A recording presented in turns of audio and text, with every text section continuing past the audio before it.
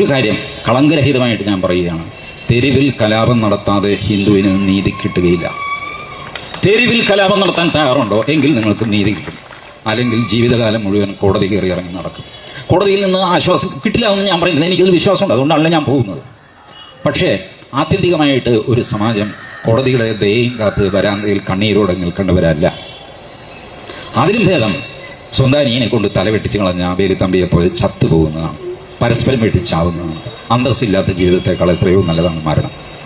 G Mohandas, നീ സംസാരിച്ചുകൊണ്ടിരിക്കുന്ന ആ mic കയ്യിലെടുത്ത് പിടിച്ചുകൊണ്ട് നിന്നുകൊണ്ട് സംസാരിക്കാനുള്ള ആരോഗ്യം നിനക്കില്ല. നീയാണ് തെരുവിൽ കലാപം ഉണ്ടാക്കാൻ ജനങ്ങളോട് പറയുന്നത്. നീ ഒരു കാര്യം ചെയ്യ്, ആദ്യം നീ ഒന്ന് കലാപം ഉണ്ടാക്കി നിന്റെ അണികൾക്ക് കാണിച്ചു കൊടുക്കും, അതല്ല അതിന്റെ ബെസ്റ്റ്.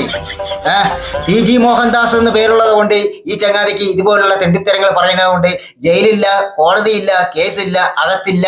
ഇതേ മറിച്ച് റഹ്മാനോ മുഹമ്മദോ ഷറീഫോ സാജിദോ ആരെങ്കിലും ആണ് ഇതുപോലുള്ള വാക്കുകൾ സംസാരിച്ചിട്ടുണ്ടെങ്കിൽ ഇന്നേരം കമ്പി എണ്ണിക്കൊണ്ടിരിക്കുന്നുണ്ടാവും.